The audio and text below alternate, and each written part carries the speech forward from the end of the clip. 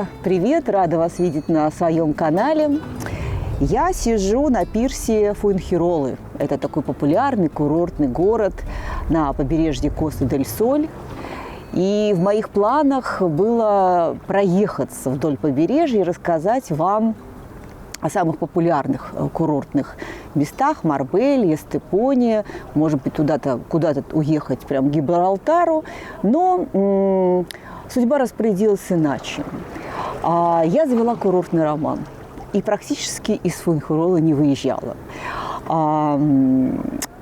Я, кстати, очень долгое время думала, рассказывать об этом или не рассказывать, потому что я уже знаю, что сейчас набегут куча хейтеров, которые будут говорить, что я такая развратная, с низкой социальной ответственностью, недовольна русскими мужиками. Но потом я подумала о том, что я же не для хейтеров делаю свой канал. Я делаю свой канал для зрелых женщин, которые в 50, и в 60, и в 70 хотят быть счастливыми. И каждый по-своему это счастье ищет и находит. Поэтому я в конце расскажу вам о моей истории общения с испанским Тиндером и история общения с мужчинами, которые проживают в Испании. Это не только испанцы, здесь полный интернационал. Я сделаю это в конце, поэтому если вам это более интересно, чем рассказ о Фуэнхироле, который я никак не выговорю, об испанском побережье Коста-дель-Соль, то можете сразу перекручивать назад и слушать мои рассказы. А если интересно, то узнать об этом месте глазами русскоговорящих людей, которые здесь живут, глазами моей старой приятельницы, которая переехала в Фуэнхиролу меньше года назад, ее подруги, которая живет уже 12 лет в Испании, то вы оставайтесь, смотрите этот фильм. Я думаю, что он будет познавательный с точки зрения какой-то прикладной информации и эмоционально, потому что мы все, что видим, и все места, всех людей, мы всех воспринимаем через эмоции. Это не менее важно, чем полезная информация о ценах недвижимости и прочие истории. Так что поехали! Фуэнхирола – популярный пляжный курорт в 40 минутах езды на электричке от Малаги. Кстати, это конечная станция поезда, так что большой жирный плюс Фуэнхиролы – отличная транспортная доступность до самой Малаги и ее международного аэропорта. В отличие от схожей по размеру Торревьехи, здесь почти не услышишь русскую речь. Если продолжать сравнение, то и пляжи в центре Фуэнхиролы подлиннее и пошире, и публика пореспектабельнее, и в архитектурном смысле город куда привлекательнее. Есть уютный старый центр с типичными андалузскими домиками, узкими улочками и приятными кафешками. И понятно, что за все эти плюсы приходится платить. Стоимость недвижимости в Фуэнхироле почти вдвое выше, чем в Торревьехе. И при этом, в отличие от последней, здесь совсем мало новостроек, и посему жилой фонд довольно старый.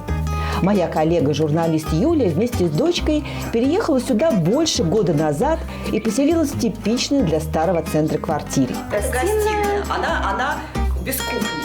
То есть кухня отдельно, она крошечная. Покажи. Кстати, это удобно, когда кухня отдельно. Если бы она была побольше, с одной стороны, она совсем маленькая. Запах остается здесь? Нет, вот.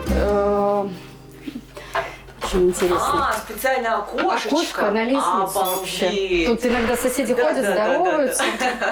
Везде биде всегда. Вообще во всех квартирах везде биде. А писсуара нет, только биде. А зачем еще писсуар? Ну, если мужчина живет. Тут у меня ребенок. Ника, можно к тебе заглянуть? Это дочка Юлия. Да. Вот. Маленькая такая комната. Небольшая комната. Ну, кстати, все необходимое есть. Шкаф встроенный. Угу. Вот, все, не беспокоим. Ага. И это сам спальня. Это уже твоя. Моя. Ну тут И маленький балкончик там без кстати, возможности я там очень- посидеть, я он очень крошечный. люблю. Нет, здесь нет такого, где жалко, посидеть. Это что- просто такой вот. Ну и как всегда видно... О, смотрите, ребят, вот эти знаменитые, это Мудехар, по-моему, называется, да, архитектура, вот эти мозаика восточная. Прекрасная. Ой, прям люблю. Давай поясним андалузский стиль. Просто Андалузия была долгое время арабской, по-моему, Да. 7 веков, если я не ошибаюсь. И это сохранилось. Да. Вот восточный стиль с мозаикой, с черепичными крышами. Вот мне так нравятся вот такие вот домики. Мгм. Сейчас мы И подойдем поближе. такое к ним. аутентичное все. Вот Они они. очень колоритные. И главное, что это, ну, эти дома уже, ну, относительно современные многие Знаете, из них. какой Просто домик? строят в этом стиле. Сейчас я поближе вам покажу. Это красота. Да, это очень красиво. Вот Дворик, смотрите, да? какая И мозаика. мозаика, тоже она, традиционная вот она, мозаика, да. Красивая мозаика, да. Мгм. Очень красиво. А это почтовый ящик. Вот Где? это почтовый ящик. А, вот это? После культурной части нашей прогулки Юля предложила пройтись по магазинам, где можно недорого прикупиться. Здесь есть самое главное, ребята, здесь есть аутлет. Да, он не в нашем понимании, как у нас, да, завышенные, то есть, что это для очень богатых людей, а здесь, ну да, брендовые вещи, ну, разных, конечно, есть и высокий класс, и более средний класс. Короче говоря, здесь можно шопиться вообще постоянно. Ребят, вот там находится аутлет, о котором говорили, а неподалеку еще один аутлет. Ну нет, просто китайский магазин, где продается все, здесь много таких магазинов. Такие платья можно красивые. Украшения. А сколько они стоят, ты не видишь? Не, ну платье здесь Просто качество, интересно. конечно, Но понимаешь, все равно какое. интересно. Не, я бы не стала. А это платье... Потому что оно дорого Это для этого платье качества. стоит 14 евро. Для этого качества это Да, дорого, на да, самом я деле. согласна. Здесь можно купить за такие же деньги или чуть выше другого качества. Ага. Вот, по распродаже, например, если. Поэтому, да, поэтому, ну, как бы пижамки, да, понятно. Обалдеть. Канцтовары, вообще тоже многообразие. Ребенку в школу собрать, Ага. просто Так, а вот. сколько? Вот люди почему цены не пишут? Мне Вот, просто... где, вот, Вот, у китайских есть проблема с ценами, да, они везде пишут. Евро 65, вот Большие тетради. большие да. такие Кстати, тетради. дети здесь почему-то в таких тетрадях пишут. Хозяйственный отдел. Ну, давайте смотреть. Так, Сравнивать. Ты больше кастрюльки. помнишь, да, что сколько стоит. Я, кстати, не знаю, сколько стоит. А, И зрители, ну, хорошо. зрители сравнивайте. Ну вот хорошее, Вот я считаю, хорошее, качество. да. Вот 26. 26 Ну, это хорошее качество. я считаю. евро. Ну, это нормально, Мгм, да. да. Такая цена. А вот такие Сковородки. алюминиевые, как нас, наши бабушки, Так, интересно, сколько такие они сейчас стоят. посмотрим. Ну вот такого размера, ну почти 8 евро 8 я евро, округляю. 800 рублей. Даже, кстати, глиняная посуда есть, смотри. Да. Между прочим, Мгм. красивая. Кстати, такая. красивая, она, в ней Красивая. запекать вот Да, такие да, вот это, горшочки кстати, для запекания. Ну да, но они не дешевые, но, в принципе, они и должны быть. Ну как, 12 Хотя евро? нет, слушай, Нет, они да, недорогие, нормальные. 12 Я думала, почему-то, евро. что они дороже.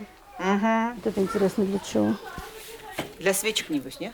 А вот я не знаю, что написано. Неужели для водки? Чукито, шот написано. Для Да, ликера. Для Ликера. ликера. А это я оказывается... уже обрадовалась. Ну, можно и водку Родиной, пить, я родиной думаю. запахло. По дороге нам попался стадион. Давайте я вам покажу его. Большой, огромный, я бы сказала даже. Это городской муниципальный спорткомплекс. Там еще есть бассейн. И там очень много занятий. Причем очень много занятий для людей, кому за, грубо говоря. Занятий разных. И для спины, для там, ну я не знаю, я особо не вникала. Вот, ну там есть и для детей занятия, для разного. И там есть прям отдельно даже выделено для, как-то я не помню как, ну вот кто в определенном возрасте. Вот мы идем, вот это поликлиника, да? Значит, вот там написано Урхенсиас. Что такое Урхенсиас? Многие знают, что в Европе врачи на дом не ходят. Ну, такого нету, да?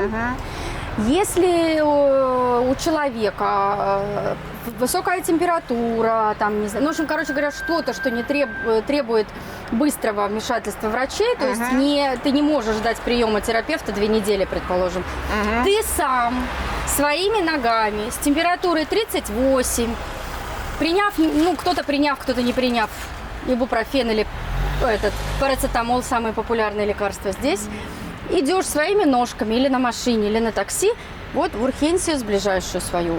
Это просто экстренная помощь. В общей очереди сидишь и ждешь, когда тебя примут с переломом, с кишечной инфекцией, с гриппом, с коронавирусом.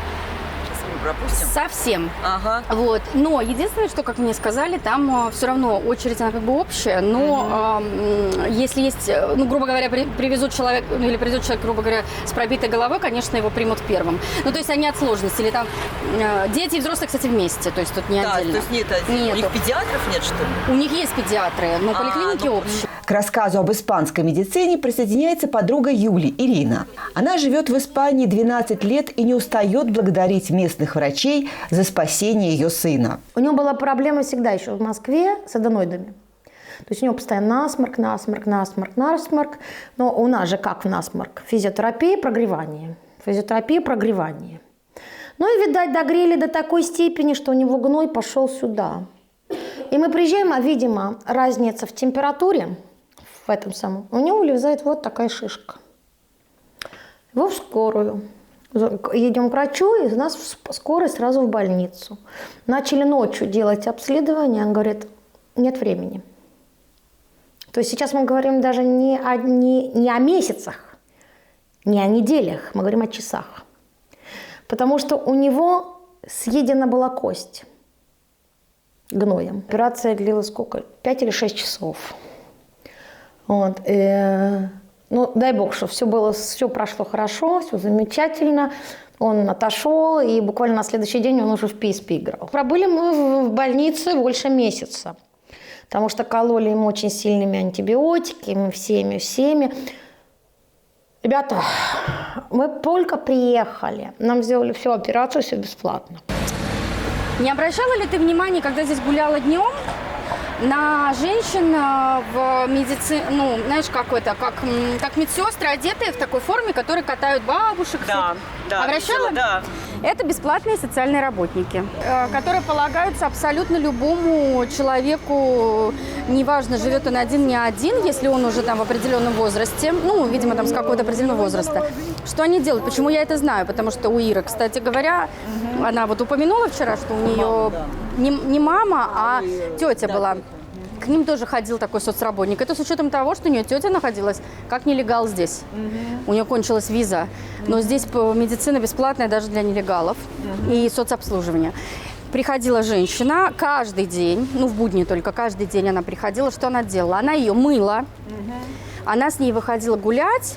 И она гуляла с ней, ну, прилично по времени. И вот это каждый день. То есть, грубо говоря, даже если есть родственники, делает для них передышку. Вот, но я все время смотрю на них, и я вижу, как они все-таки относятся к старикам, да, и как это все вот, ну, видно, что это с каким-то, с душой. Элладерия.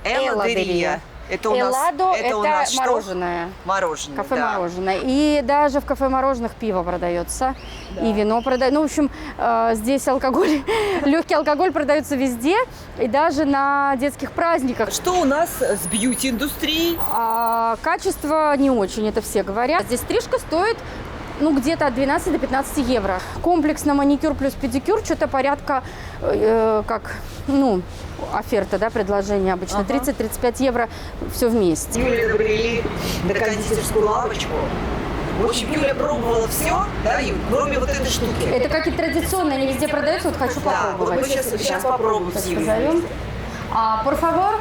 Тестирование традиционной испанской сладости под названием Между Монте-Кадо. прочим, Nuestra Señora del Carmen – это какая-то Богоматерь. Здесь в каждом регионе, вообще везде есть своя Богоматерь. Вот как это еще фирменная такая.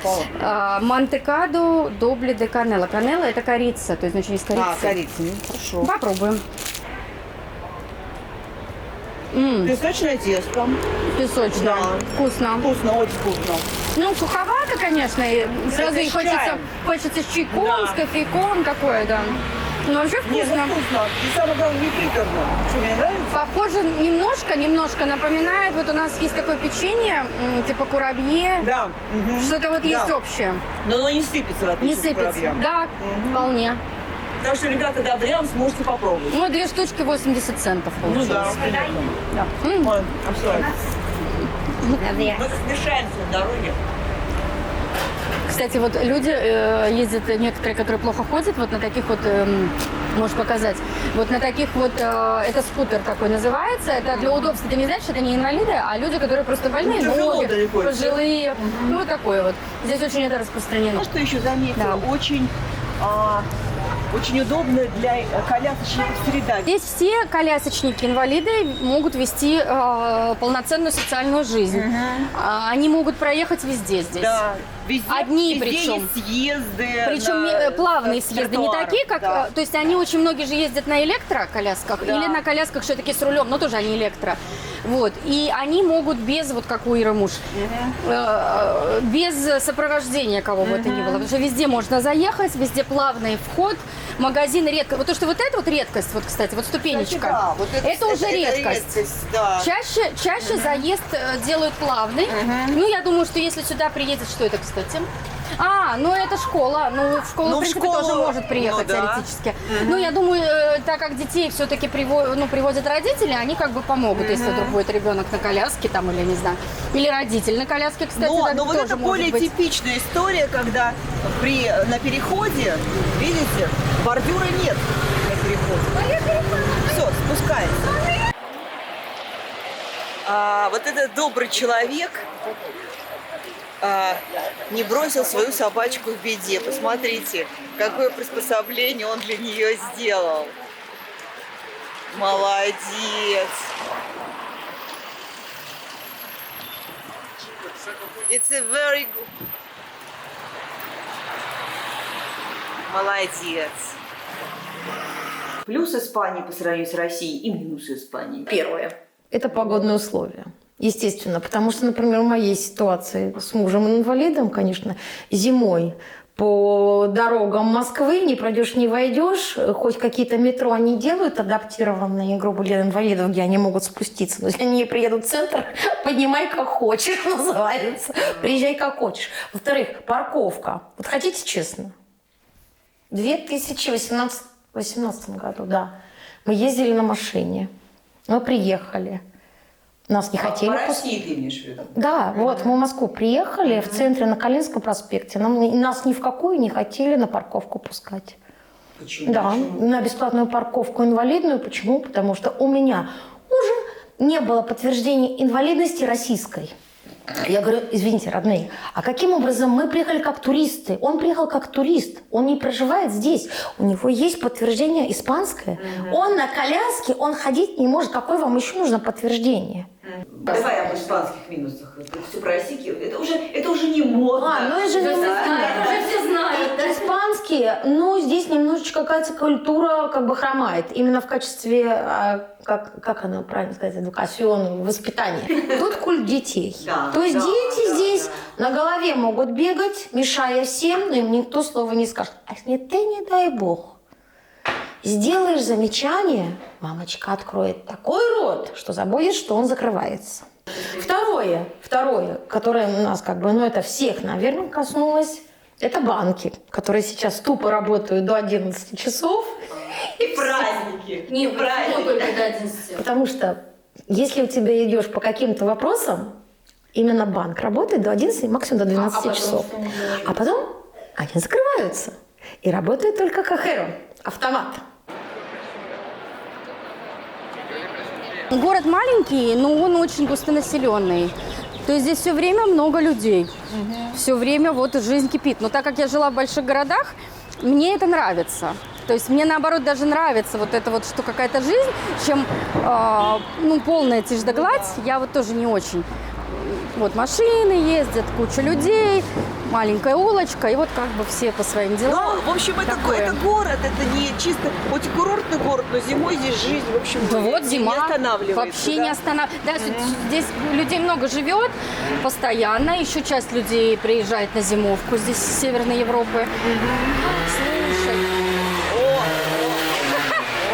Он, к сожалению, я не успела снять. На одном даже колесе успел проехал. На одном колесе проехаться, да. слушай, я не знаю, пройдем ли мы, если успеем сейчас в тот райончик, где все на финском языке написано. Ну ладно, идем, куда то есть успеем, такая туда финская успеем. деревня, да? И финская здесь есть, и шведская. Да, финская просто ближе к набережной. Здесь очень много скандинавов живет. До скандинавского района Фуенхиролы мы добрались только к вечеру. Есть районы, где вот очень много вывесок, даже вот на финском языке. Клиники свои, у них агентство недвижимости. Это финский язык. Это финский язык, это клиника, да? Клиника своя у них много своего. Дальше будут тоже всякие магазинчики, агентства недвижимости, консалтинговые какие-то компании. И вот они здесь живут не на зимовку, а вот постоянно живут, они переезжают. И вот еще тоже что-то написано. Вот это точно финский. Прям такой, знаете, пятачок финского сервиса. Это скандинавская еда. О, уже на английском даже я могу понять. Давай зайдем. Ну там без ничего такого интересного. Фудкорт. Ну, давай можно. зайдем, кстати, интересно. Да, валио, пожалуйста. Да. Ага. И почему-то есть винегрет. И винегрет. А может быть, финны любят его? Возможно. Ладно. А вот их конфеты. И кисломолочка, сыры. И черный хлеб. Они тоже. У Черный них же хлеб. черный хлеб. Да, и черный хлеб. Здесь, кстати говоря, у нас нет проблем с черным хлебом. Это вот эти да. вкусные. Ржаной хлеб, да. У них он очень вкусный. Да.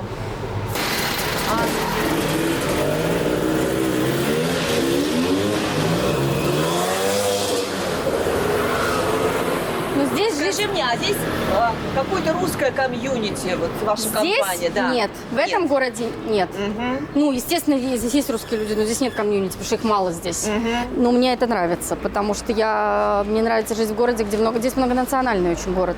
У меня у ребенка в школе учатся, понятно, испанцы, латиноамериканцы, арабы, англичан у нее именно нет, есть в каких-то других школах, норвежцы, шведы, финны. Мне нравится просто жить среди людей разных национальностей, разных и культур, и всего, все абсолютно разное. Мне это нравится. И поэтому здесь и в целом такая дружба народов царит. Вот, Юля, ты когда в Фейсбуке писала, я сходила, искупалась. Это как бы обычная жизнь в Фуенхироле, мы подходим к морю, ребята. Здесь близко. Да. Я близко живу от моря. Красота. Да. Волны. Море никогда не надоест. Здесь классно, что можно утром прогуляться, вечером прогуляться, выйти с стаканчиком кофе. В общем, близость к морю – это не обязательно купаться. Ребят, мы привыкли, к голубям. А в Фуенхироле на пляже голуби уживаются с попугайчиками зелеными. Посмотрите, что-то им оставили какие-то семечки, и они едят. Смотрите на эту красоту. Вот эта скульптура сделана из песка. Смотрите, прям лица прописаны, какие-то мифические существа. И скульптор, вы можете отблагодарить этого скульптора, положив ему денежку. А я, ты знаешь, здесь когда гуляла, здесь смотрю, люди спят. Даже некоторые на пляже. Да? То есть... может быть. Нет, не бездомные, я не поняла, бомжи, да. Это нормальные люди. То есть человек дорывается до моря и, видимо, просто хочет около этого места жить. Да. Да, может быть. Вот. Нет, это кайфово, конечно, жить у моря, это классно. Юль, спасибо тебе за эту короткую прогулку и вообще за не одну прогулку. Вот. Я увидела Фуенхиролу твоими глазами. И, в общем, мне она понравилась.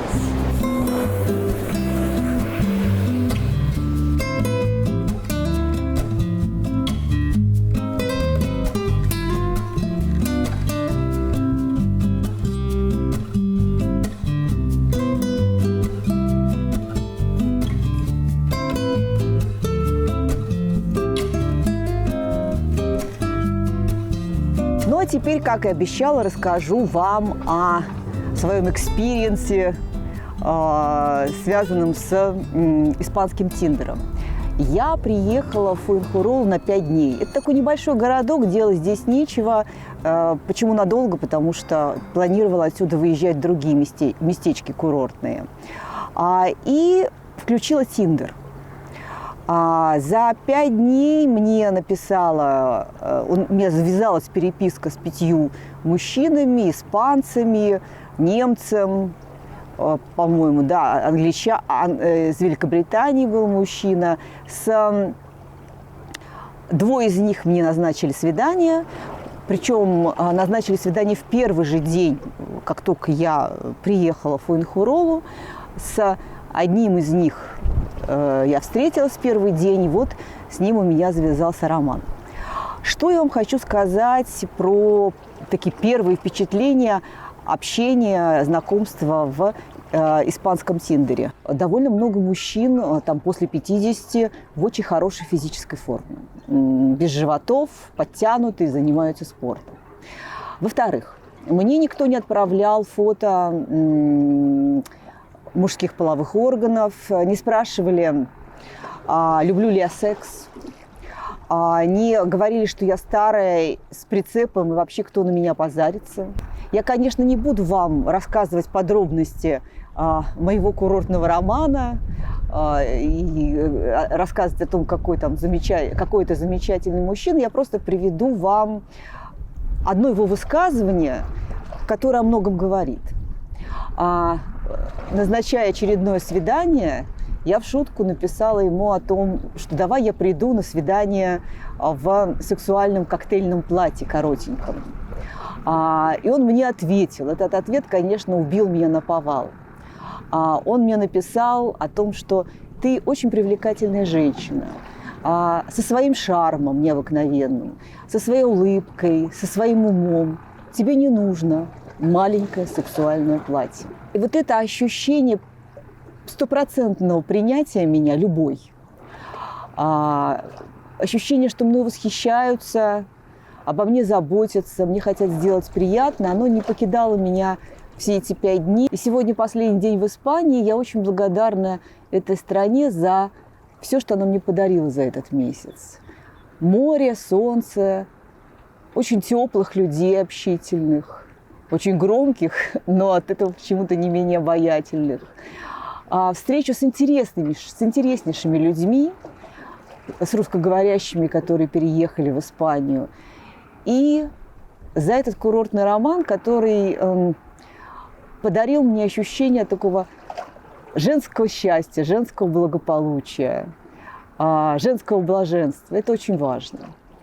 В общем, я отправляюсь в Португалию с радостью и грустью одновременно.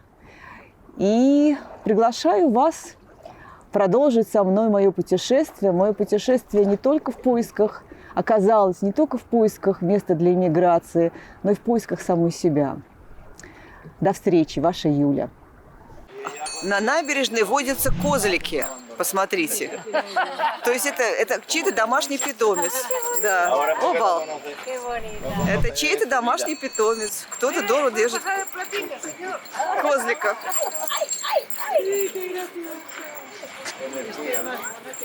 А его попробуй еще поймай.